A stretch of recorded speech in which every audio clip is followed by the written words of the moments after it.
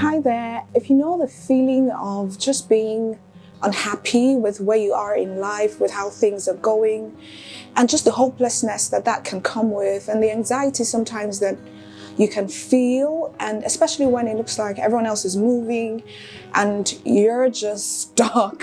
It's really sad to see that a lot of people can actually relate to that. There's been a flood of videos on YouTube, people saying things like, oh, I'm 30 something, I don't have my finances figured out, I don't have a man, or I have one but I don't have the other, I don't have this, and it just looks like I'm stuck in a rat race of just struggling with life and just being generally unfulfilled, and it looks like it may never change. I'm sorry, but it won't change. It will not change. You are going to remain unhappy until you realize that it is not happiness that makes you grateful. It's gratitude that makes you happy. And I remember that it was David Steindl, I forget now how his name is said, but I'll put it on the screen, that I first got that statement from a couple of years ago.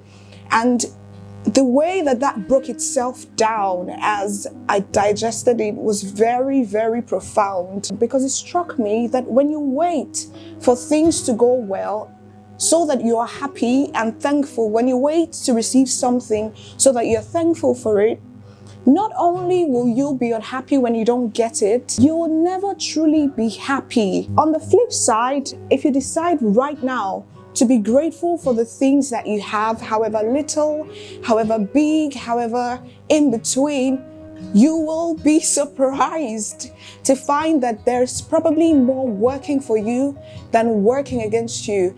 And I think it was Robert Brault that said, enjoy the little things, for one day you may look back and realize that they were the big things. And I think that's very self-explanatory, but in the science of gratitude, even bigger, I'll replace things with moments. And the reason is, I truly believe that with the way the world has come now, with what the world has turned into, perhaps there are people who cannot actually name things that they can be thankful for or that they can enjoy. And it's probably a societal problem, because the definition of success by society isn't really a mental thing. It's not a state of being. It is instead in what you've gathered and who you know, and all of those come back to make us ungrateful or come back to disturb our peace, because we measure our reason for gratitude by these things. But if you change things to moments, you can be grateful for right now. You can be grateful for this second. You can be grateful for a chance to live again, a chance to dream again, a chance to love again, a chance to try again, a chance at life. When you are grateful for the moment, then you can see things that are working for you. And it's an immense, incredible degree of peace that gratitude brings.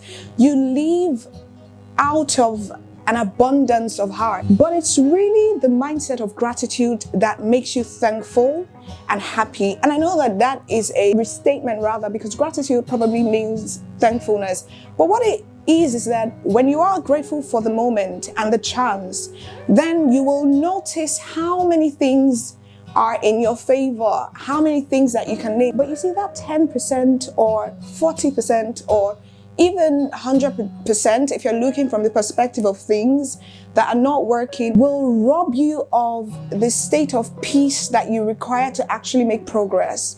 And that's why until you become grateful, you'll never be happy. And this will lead me back into a statement by Cicero. I also have to check my notes on my phone. It says, gratitude is not only the greatest of virtues, but the parent of others. And if you rewind back to the beginning where I had shared how that from my experience, until you are grateful, you really are not going to experience any progress, not with your happiness, not with your peace, not with productivity, not with items. This is the statement.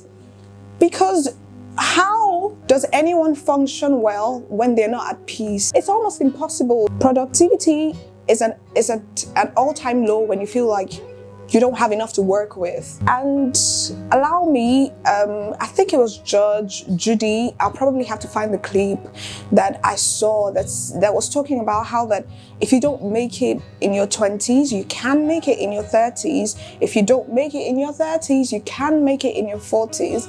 If you don't, you can do it in your 50s. If you don't, you can try even in your 60s. And what that means is that you're not running out of time. Time is never going to be enough anyways. But the irony is that time is actually enough. Time is not enough, but it is enough because you have a chance to try again, which never runs out until you... KFC, Kentucky Fried Chicken. I remember my pastor in my former church, every once in a while when he talked about having hope, he would mention the example of the gentleman starting the business at, 60 or something. He was in his 60s. I forget now what the actual figure is. And that is just a sign that we truly never run out of time. Because by societal standards, that would have been the time to just get on to what was a usual life, because what's there to be hustling about now? But you see, ingratitude or the lack of gratitude will not only rob you of a peaceful state of being, it will teach you to compare yourself to people.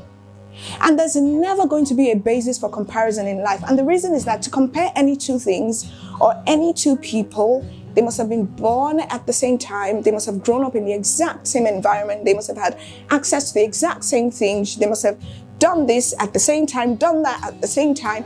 And no two people, not even twins, born by the same mother at the same time, have the same exact experience. And so there's no basis really for comparison.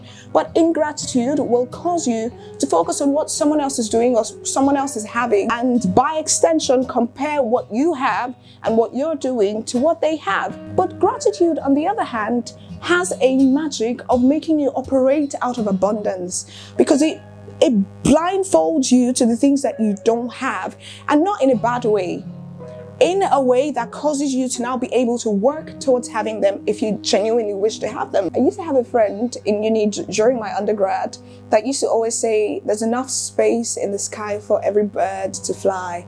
There's enough space in her name was Mariam. Now in my walk of gratitude, I realized that what she was saying is true and heavily connected to the practice of gratitude, because it causes you to genuinely be happy for yourself and builds you the capacity to be happy for others, cancelling the potential for comparison. Gratitude allows you to praise yourself in your uniqueness and in your beauty. You're enough, you have enough, you are worth it. Another quote, because I'm a girl who feeds on a lot of things that I think just altogether makes my mind work, or just keeps my mind at peace. And I love what it does to me. And that's why if you go onto my banner, it says, for if it floods your mind, it floods your life. I've seen how that the things that you expose yourself to really is everything that you can be in life. It will shape your perception, and by extension, shape the things that you can reach for and the things that you can do. So let me read this one more quote. Gratitude turns what we have into enough and more.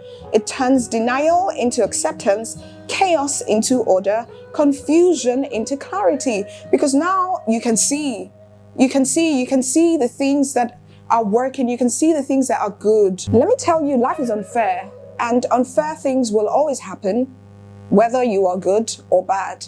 So what do you want to do? You want to dwell on those things that are unfair, that have happened to you, or you want to gather the things that are nice, that you can count, and just be thankful for them? Because of the way that life is designed, there will be times when your practice of gratitude may not really take the fall against the things that are not going well for you. Because every now and then, even yesterday, for example, something happened. I had recorded on my knees because I don't have a chair. No, it's not a chair that I don't have, but the way that my space is designed, I can't use a chair at the angle that I film from. So I had recorded on my knees for hours only to play a video and to realize that that video had horrible sound. It was almost unuseful, and it almost ruined my day, coupled with something not very nice that had happened, the news of which reached me at the same time.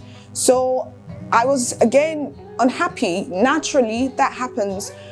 But what I have found that helps when your mind isn't strong enough is the plugs that you have. Who do you follow, for example, on social media? Because we all know that that time when you are not feeling your best is probably when you'll be tempted to go on social media and just, while away time, because you can't be bothered about getting productive. So you'll just be scrolling. So who do you follow? What sort of things are you exposed to? What books do you read? What podcasters do you listen to?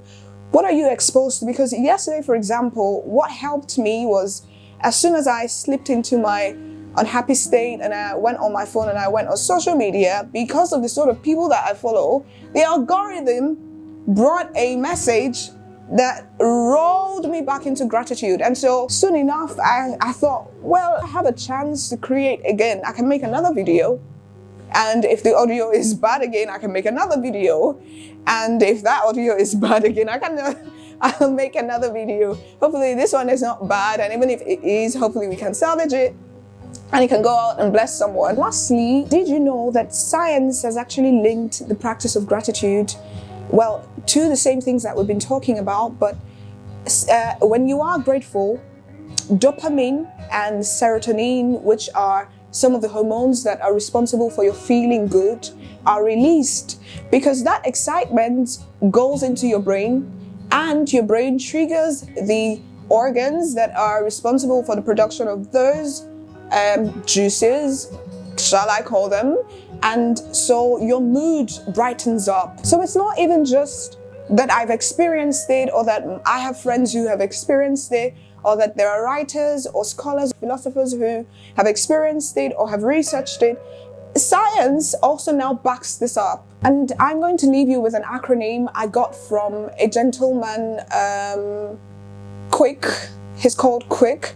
Is the acronym thanks, and T is for time. He says to schedule your practice of gratitude, because as with anything else, if you don't schedule it, you probably won't do it. H is for highlight. Highlight the things that you are grateful for, name them and speak them loud. A is for acknowledge. Acknowledge or thank other people for their contributions, when they help you with this, when they smile at you, when they've made your day easier. Smile and thank them, express it. It makes them feel good, which in turn makes you feel good, which in turn causes you to want to do for them and causes them to want to do for you, and we're all just generally happy. Nature, he believes, and also from his research, that when you take a walk into nature to break the cycle of your everyday routine, for example, for people who work a lot, who are at the office, or as with many adults these days, researching or writing or doing this or catering to children, when you just go out, that can cause you to see creation in its fullness and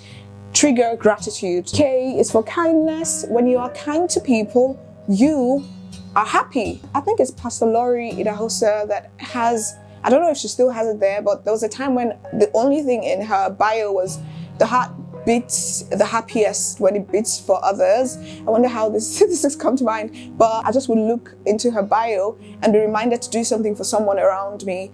There is no greater joy than watching how that you contributed to someone's joy and seeing someone smile, because something live in denial, or you want or don't. But yeah, when you extend kindness to someone, you feel good. And S, savor the little things, enjoy, relish,